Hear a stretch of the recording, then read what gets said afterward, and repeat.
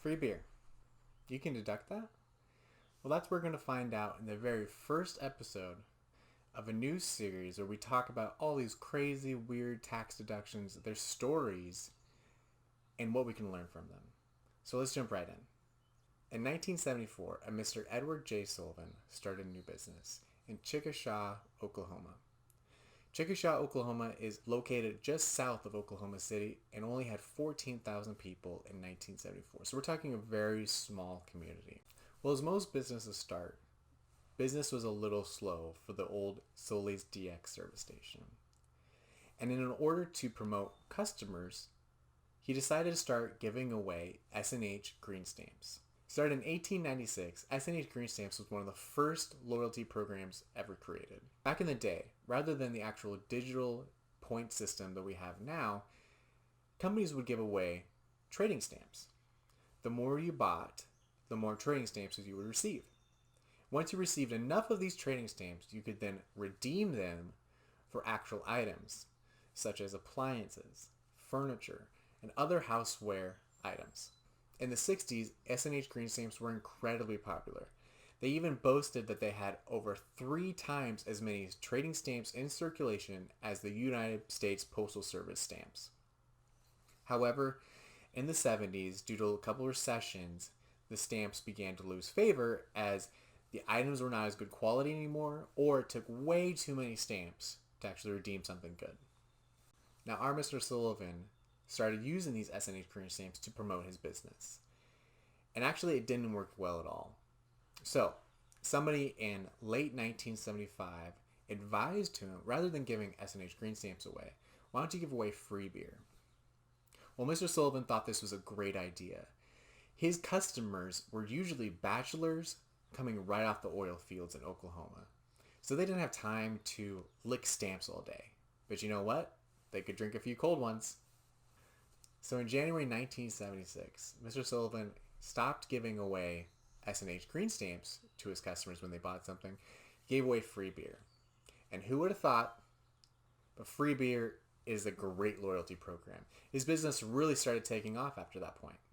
The way this would work is that when a customer came in to get their car serviced with either oil or gas or maybe a small repair, they would leave their vehicle, come into Sully's DX service station, and be allowed to drink 1 or 2 free beers. The only people allowed to drink the beer were his patrons and his employees.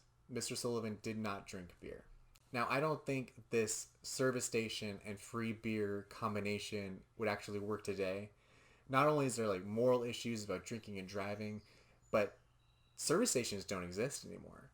They've been replaced with a modern gas station. And maybe I'm wrong about this. This is the whole United States, so maybe I'm wrong. But they've been, probably majority have been replaced with a gas station. And could you just imagine pulling up to 76 or something and trying to smash a cold one right before you go off? It wouldn't work.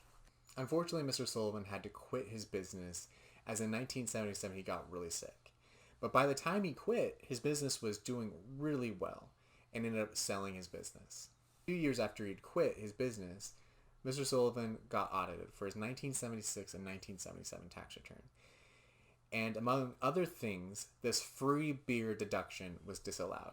Mr. J. Edward Sullivan disagreed with the system and took him to court and won on this free beer deduction. But we have to ask ourselves, this is 1976, 1977. Would this still apply today? Well, let's find out. Now, this story comes to us from a court case back in 1982. Edward J. and Judy A. Sullivan versus the commissioner. Now, we have to remember this was the late 70s, which is over 40 years ago at this point.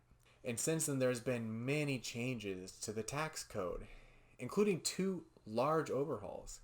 The first one being the 1986 Tax Reform Act signed by Ronald Reagan, and the other being Tax Cuts and Jobs Act signed by Donald Trump. Now, the auditor at the time took 2 different stances on why the free beer deduction was disallowed. First being that it was not a business deduction, meaning that it was not either ordinary or necessary for the business. The second of which was that it also didn't qualify under the meals and entertainment laws at that time.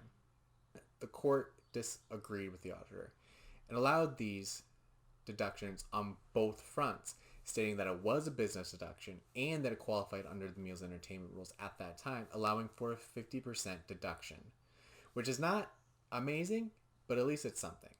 So now that we know the rules that was applicable to the court case back then, let's put on our 2020 vision and see if we can't still get this deduction to work in our 2020-2019 tax returns. So in 2020, does free beer still qualify as a business deduction? Well, these rules actually haven't changed, as they are one of the most important basic laws of our tax code, and they still apply today. The deduction is both ordinary and necessary, and the deductions were taken within the current tax year. And free beer is clearly just a promotional item, such as a bobblehead when you would go to a baseball game, or maybe like a free sticker or t-shirt when you go to a beer festival. These are all would be considered promotional items.